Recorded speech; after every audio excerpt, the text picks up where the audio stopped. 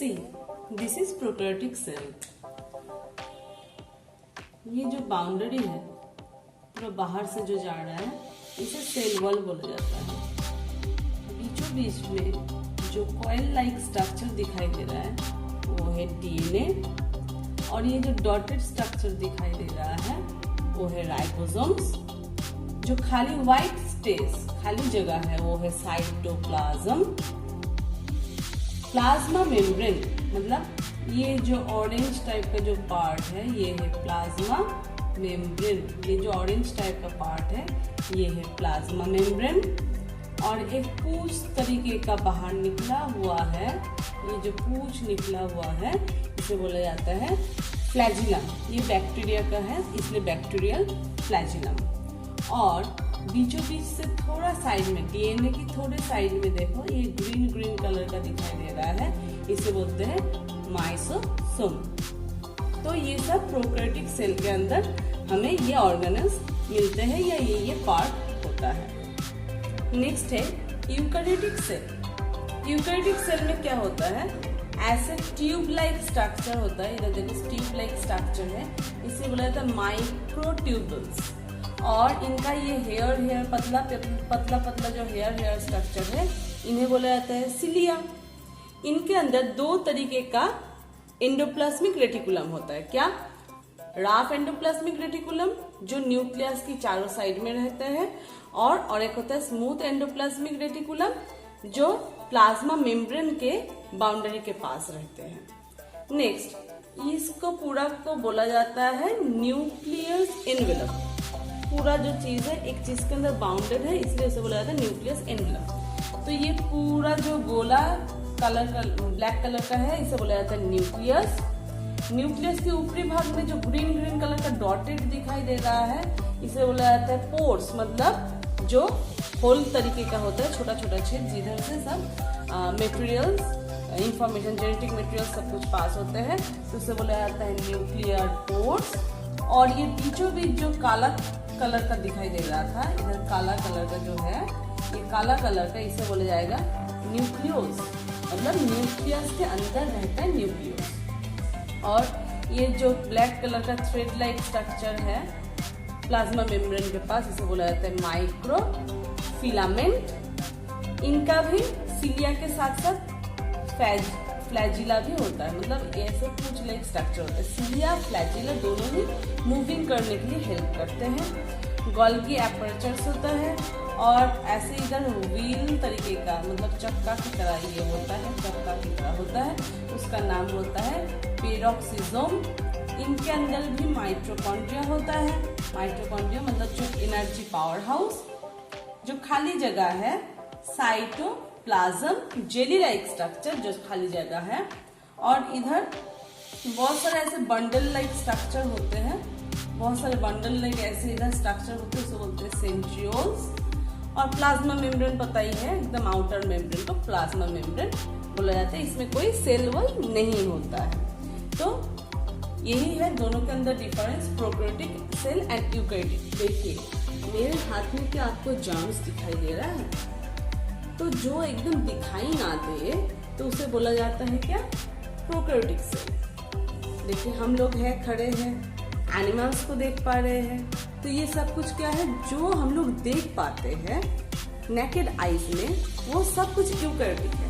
और जो हम लोग नेकेड आईज में नहीं देख पा रहे हैं सभी प्रोकैरियोटिक है। प्रोकैरियोटिक मतलब प्रिमिटिव, जस्ट स्टेज स्टार्ट हो रहा है, तो प्रिमिटिव। तो जो हम लोग नहीं जो खाली आंख से नहीं देख पा रहे ठीक से, तो वो है प्रोकैरियोटिक। अभी हम लोग पढ़ते हैं क्या कि इनका सेल साइकिल क्या होता है। एक साइड में हम लोग प्रोकैरियोटिक के लिए पढ़ेंगे और एक साइड में यूकैरियोटिक के लिए पढ़ेंगे। ठीक है, ये प्रोकैरियोटिक के लिए और ये यूकैरियोटिक के लिए। अब देखिए सेल साइकिल मतलब उनकी जीवन चक्र या जीवन की टाइम कितने टाइम तक होता है। तो इनके जीवन की टाइम 20 से 60 मिनट्स तक होते हैं, 20 से 60 मिनट्स तक होते हैं। और इधर जो यूकैरियोटिक सेल होते हैं, जैसे यूकैरियोटिक वैरायटी सेल होते हैं, इसलिए इनका कोई लिमिट, परफेक्ट रेंज लिमिट नहीं है, सब वैरी करते हैं, वैरी होता है। ऑर्गेनिज्म टू ऑर्गेनिज्म ये वैरी होता है। नेक्स्ट है राइबोसोम। राइबोसोम क्या होता है? इनके अंदर 70S राइबोसोम होता है। कितना? 70S, ठीक है, 70S राइबोसोम होता है। तो इसके अंदर कितना राइबोसोम होता है? 80S राइबोसोम होता है। 80S राइबोसोम होता है। ये 70S जो राइबोसोम होता है उसको फिर दो भाग में भाग किया जाता है, एक 30 में और एक 50 में। ऐसे ही 80 में भी भाग होता है, एक 40 में और एक 60 में। अच्छा, ये जो एस हम लोग डिनोट करते हैं, इधर भी एस लिख रहे हैं, इधर भी एस लिख रहे हैं, ये एस का मतलब क्यों इसको यूज किया जाता है? ये एस क्या है? तो ये एस एक यूनिट है। एस जो हम लोग इस्तेमाल करते हैं, ये जो एस इस्तेमाल करते हैं, एस क्या है? यूनिट है। इस यूनिट का तो नाम क्या है? इस यूनिट का नाम होता है SVEDERGS,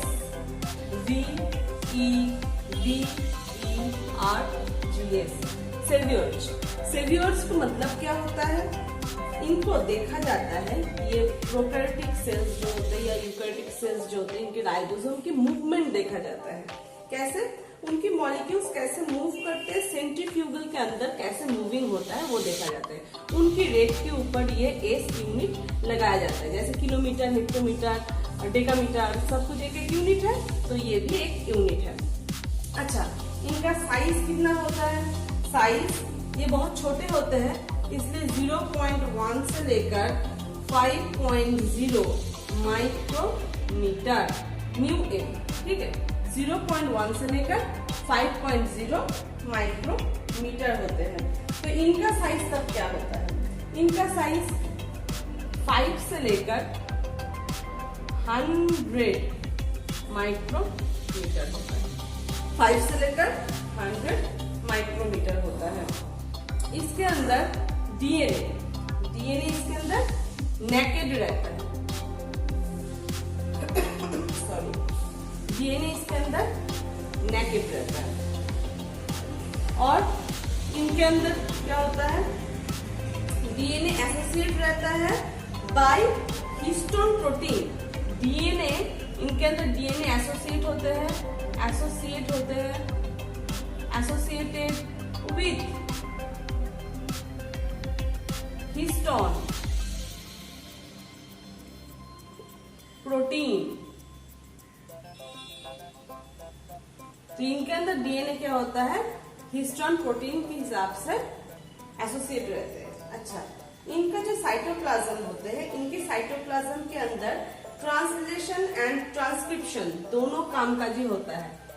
ट्रांसलेशन प्लस ट्रांसक्रिप्शन,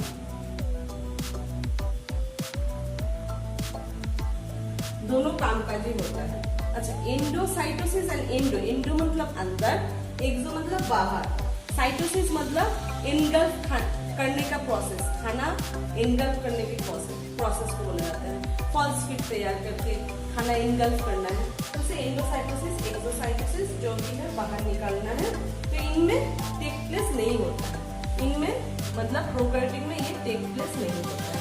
इनमें होता है एंडोसाइटोसिस, एक्सोसाइटोसिस, इसमें ऑकर होता है। अच्छा, इनमें क्या कुछ एनिमल्स में होता है और क्या होता है, कुछ प्रोटिस्टा या प्रोटिस्ट जिसे बोला जाता है उनके अंदर होता है। इनके अंदर क्या क्या, ज्यादातर तो ये वेल डेवलप नहीं है, प्रोकैरियोट सेल वेल डेवलप नहीं है, इसलिए क्या होता है इनके अंदर बहुत कुछ चीज एब्सेंट रहते हैं। तो क्या क्या चीज एब्सेंट है? दिखाई दे रहा है न्यूक्लियस नहीं है, न्यूक्लियस इनके अंदर दिखाई नहीं दे रहा है। नेक्स्ट क्या नहीं दिखाई दे रहा है? एंडोप्लाज्मिक रेटिकुलम नहीं दिखाई दे रहा है, कोई भी एंडोप्लाज्मिक रेटिकुलम नहीं दिखाई दे रहा है। उसके बाद क्या है? गोल्गी एपरेचर्स नहीं दिखाई दे रहा है। उसके बाद क्या है? माइटोकॉन्ड्रिया नहीं दिखाई दे रहा है। लाइसोसोम्स नहीं दिखाई दे रहा है। और क्या? कोई भी वैक्यूल्स नहीं दिखाई दे रहा है। तो फटाफट एक बार रिवाइज कर लें। सेल साइकिल 20 से 60 मिनट्स होते हैं और ये सेल वैरी करते हैं क्योंकि यूकैरियोट्स की बहुत वैरायटी सेल्स होते हैं। अच्छा, और एक चीज में इंफॉर्मेशन देना भूल गई, जो इनके अंदर ऑल ऑर्गेनल्स होते हैं यूकैरियोट सेल में, bacteria and blue green algae, जितने भी बैक्टीरियम है, all organism other than bacteria and blue green algae are eukaryotic. All organism other than bacteria and blue green algae are eukaryotic. मतलब इसका मतलब क्या है, जितने भी बैक्टीरिया है एंड ब्लू ग्रीन एल्गी वो लोग यूकैरियोटिक सेल के अंदर नहीं आते हैं। ठीक है, ये और एक इंफॉर्मेशन है। तो 20 से 60 मिनट सेल वॉल होते हैं, सेल साइकिल होते हैं, सॉरी सेल साइकिल 20 से 60 मिनट ये वेरी करते हैं। राइबोसोम 70S, इनको तोड़कर 30-50 में भाग किया जाता है। ये 80S 40-60 में भाग किया जाता है। एस क्या है, एक यूनिट है।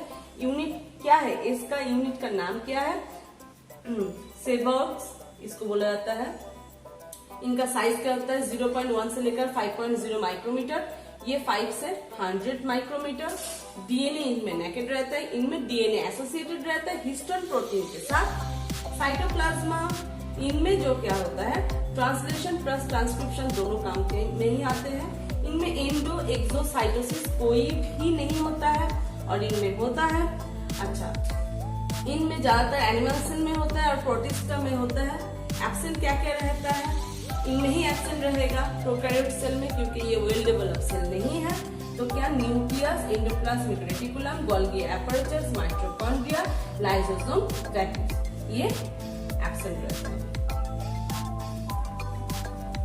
तो आज प्रोकैरियोटिक एंड यूकैरियोटिक दोनों के अंदर जो डिफरेंस है वो कंप्लीट